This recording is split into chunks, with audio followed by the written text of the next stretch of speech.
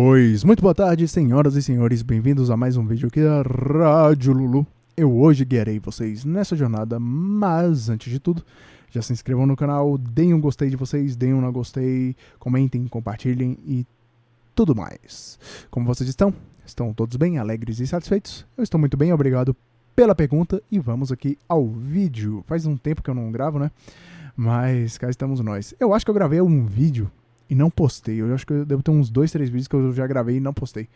Enfim, cá estamos nós, né? Hoje falaremos sobre um tema um pouquinho diferente. Falaremos sobre inteligência artificial. Será que a inteligência artificial vai dominar a gente? Será que nós a dominaremos? Como vai ser o futuro? Teremos robôs, androides? Será que conseguiremos reconhecer quem é uma pessoa, quem não é? Bom, eu já vou dando minha opinião direta pra vocês. Eu acho que não, né? Sinto muito em estragar a felicidade de vocês, senhoras e senhores. Contextualizando um pouco, eu sou formado em ciência da computação, me formei agora em 2023 e atualmente eu faço um mestrado. Coincidentemente, envolve também a utilização de LLMs, né? Large Language Models, ou modelos largos de linguagem, muito mais conhecidos, sei lá, ChatGPT, Gemini, DeepSeek, entre outras, né? A maioria das pessoas creio que vai conhecer o ChatGPT, né? Ouviu falar, pelo menos. E um disclaimer que é bom fazer é que eu não sou um especialista na área, né? É uma área que envolve muitos anos de estudo, é uma área muito vasta também, né? E a maioria dessas discussões que você vê na internet, do povo debatendo e tudo mais, o que será, são pessoas que também não são especialistas, né? Não tem muito conhecimento daquilo. É uma coisa mais suposição, né? Você conversa de bar. Tá errado em fazer? Não, né? Mas também não vamos confiar tanto, não vamos formar nossas opiniões apenas nisso, né? Como eu disse, é um campo muito grande. Você tem, sei lá, desde o começo da computação, nos anos 50, 40, 50 anos, essa curiosidade de o que um computador ele pode fazer, né? Quais os limites do computador? Será que ele consegue imitar um ser humano? Né? Será que ele consegue reproduzir a racionalidade humana, o conhecimento, o pensamento e tudo mais? E essas questões sempre ficaram na mente das pessoas, né?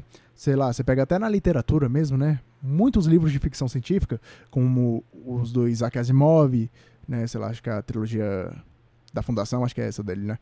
Você tem Isaac Asimov, você tem o Blade Runner. O livro do Blade Runner, na verdade, nem se chama Blade Runner. É Does Android Dream with Electric Sheep? Ou Androids sonham com ovelhas elétricas? De Android, sei lá, meu inglês. E aí, você tem vários outros livros, né? Neuromancer. O Neuromancer, ele não tem tanto, assim, questão de inteligência artificial. Tem, mas não é o forte dele, é mais uma coisa meio transhumanista, né? Que é a pessoa com traços robóticos, assim, que consegue se conectar e tudo mais. Enfim. E você tem diversos outros livros. Então essa questão da inteligência artificial, ela sempre esteve no imaginário humano, né? O que o computador pode fazer é desde a criação do computador. E você pega, sei lá, nos anos 50, você tem o famoso teste de Turing. O que consiste? Você vai ter um computador numa sala, uma pessoa na outra, ela vai fazer perguntas, o computador vai responder, se eu não me engano é com sim ou não. E no final, a pessoa ela tem que dizer se é ou não um computador. Se a pessoa errar, significa que o computador passou no teste, então ele é capaz de simular o comportamento humano. E eu não sei muito bem qual é a relevância do teste de Turing hoje em dia, eu acho que é bem baixa, para falar a verdade. Mas, historicamente, você vê mais ou menos o que aquele povo imaginava, como treinar, né? Propostas dele, né, para treinar, para reconhecer um computador ou não. E eu creio que essa coisa meio imaginária, meio mítica, Exterminador do Futuro, Skynet e tudo mais, ela ainda continua no imaginário das pessoas, né? Tanto que quando explodiu, as pessoas ficaram malucas. Ai meu Deus, agora começou a nova revolução, tudo vai mudar, já era, pipipipopopó, a inteligência artificial vai dominar todo mundo e não temos mais o que fazer, agora ninguém mais vai trabalhar, os robôs vão trabalhar pra gente, vão fazer todo o trabalho e nós ficaremos em casa descansando e assistindo um bom programa de, sei lá, auditório. Enfim. E, cara, não é bem assim, né? Vamos aqui pegar as inteligências artificiais.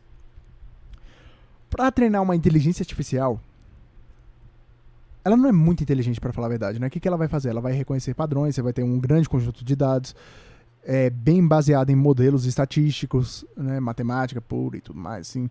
Então, é basicamente isso. Assim, óbvio, você vai envolver alguns outros campos, como psicologia, né? Neurociência, visão computacional, por exemplo. Você vai meio que simular um olho humano, ver como é que o olho funciona e tudo mais, e meio que tentar transmitir isso para a máquina. Mas é uma coisa que requer muitos dados, né? Então você vai treinar esses dados, você vai pegar esse grande conjunto de dados, vai treinar a inteligência artificial, e esses dados podem ser supervisionados, não supervisionados. O que um dado supervisionado é? É quando você tem um grande conjunto de dados, não necessariamente um grande conjunto, mas você tem um conjunto de dados, sei lá, vai pegar crianças que estudam em determinada escola. Aí você vai dizer os fatores socioeconômicos dela, o que elas comem, notas e tudo mais, e você vai ver a probabilidade dela ser aprovada ou reprovada com isso, né? Então, sei lá, o vinho também. Você vai dar um conjunto com características de um vinho. E vai dizer se esse vinho é bom ou ruim. Então, futuramente, você vai dar outro conjunto e aí a inteligência artificial vai tentar prever se é ou não é um bom vinho, né? Você tem também inteligência por não supervisionada, que você vai dar o conjunto de dados sem classificá-los e ela vai tentar agrupá-los, né, com base em alguns padrões. Você tem aprendizado por reforço. O que é o aprendizado por reforço? Você vai ter a inteligência artificial e a cada ação dela, você pode dar ou uma recompensa ou uma punição, assim, entre aspas, né? Então, sei lá, você vai treinar a inteligência artificial para jogar um joguinho. Então, se ela faz o caminho certo, ela ganha pontos. Se ela faz o caminho errado, ela perde pontos.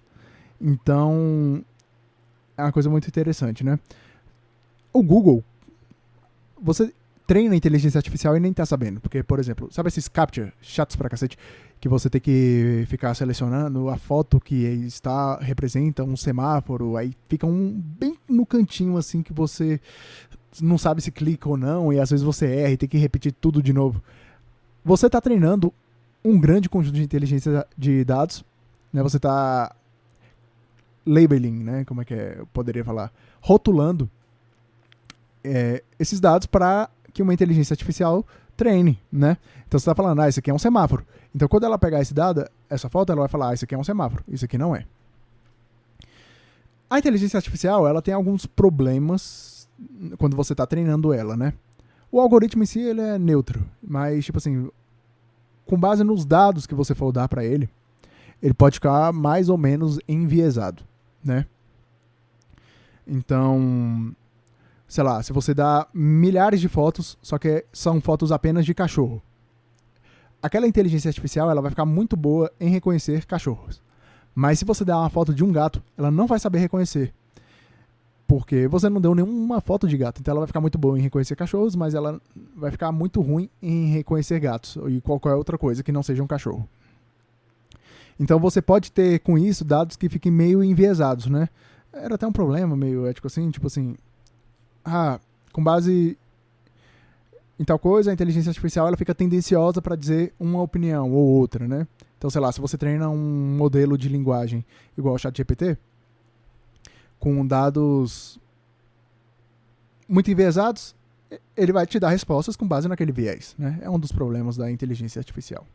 E, beleza, voltando aqui, você tem que ter um grande volume de dados, um grande poder de processamento de hardware, tanto que várias áreas da inteligência artificial meio que ficaram adormecidas durante muito tempo, né? Sei lá, aprendizado por reforço ficou meio adormecido porque você não tinha muita aplicação para aquilo lá, né? E hoje em dia ele meio que está acordando novamente, as coisas estão voltando assim a rodar porque você tem maior poder de processamento, né? Porque é muito caro, é muito custoso, né? As inteligências artificiais elas precisam muito de placas de vídeo, de um alto poder de processamento e tudo mais. Então é bem caro, né? É por isso que algumas empresas apenas vão dominar no mercado disso, né? Sei lá, Google, OpenAI, etc. Microsoft, porque é uma coisa muito cara, você tem que ter um grande volume de dados. O que dá esse grande volume de dados, né? redes sociais, pesquisas que você faz no Google também, elas vão treinar isso. Então,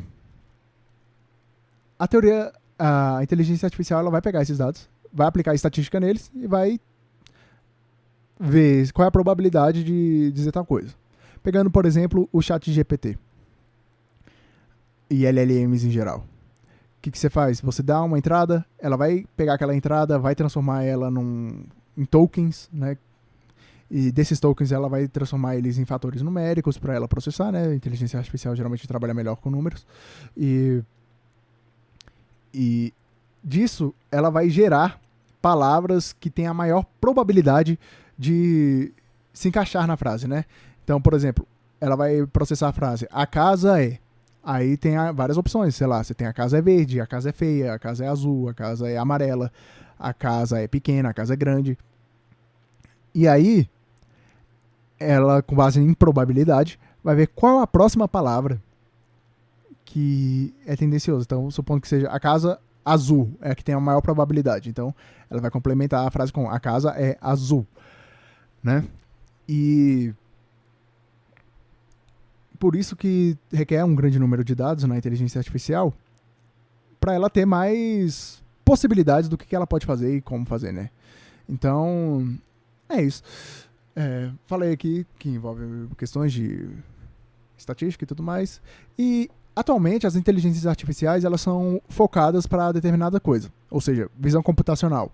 Você vai ter um sistema que ele é especialista em reconhecer padrões de determinada uma árvore, alguma coisa, um carro.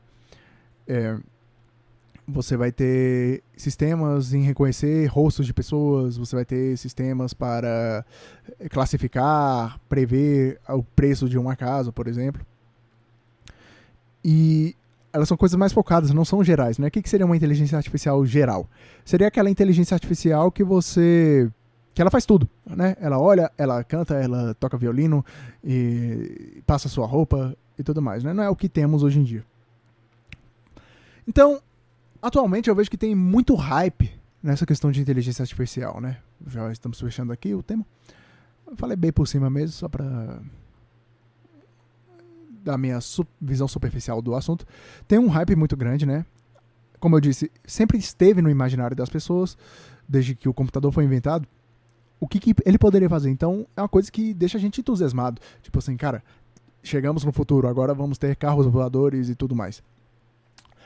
A inteligência artificial, ela tem um papel muito grande, ela é bem importante, né? Então você consegue automatizar muito mais coisas, você consegue ser bem mais preciso em várias coisas, né?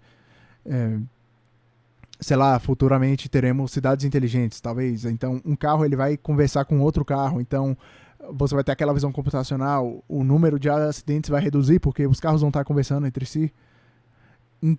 É uma coisa muito grande, muito interessante. Porém, contudo, todavia, as pessoas elas colocam um hype muito grande. É uma coisa que vai demorar ainda, né? Porque não é de uma hora para outra. Ninguém sabe exatamente como é que vai ser, né? Não tem como prever isso aí. Mas, tipo assim, ela tem a sua função especial, né? Que ela vai facilitar a vida do ser humano em muitas coisas, igual, sei lá, o ChatGPT.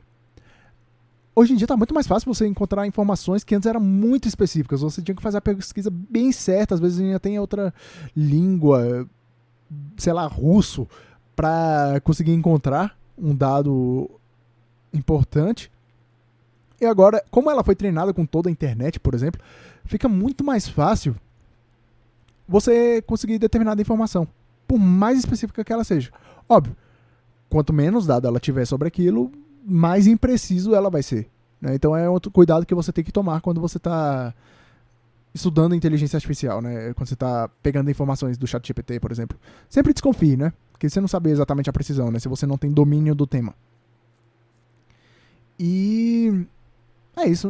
Não criar um hype, não esperar que vai ser o paraíso na Terra, que as pessoas vão ficar todas felizes, alegres, todo mundo dançando no final do dia. Não vai ser isso, né? É uma ferramenta muito interessante. O que pode vir dela? Eu não sei exatamente, né, como é que vai ser no futuro daqui, mas prestemos atenção, é uma coisa boa, pode ser usada também como coisas ruins, né, como todas as coisas boas, mas é isso aí, espero que vocês tenham gostado desse vídeo, não sei se ficou muito técnico pra vocês, leigos, meros mortais. Mas espero que tenham gostado. Fiquem todos com Deus e uma ótima semana. Até mais.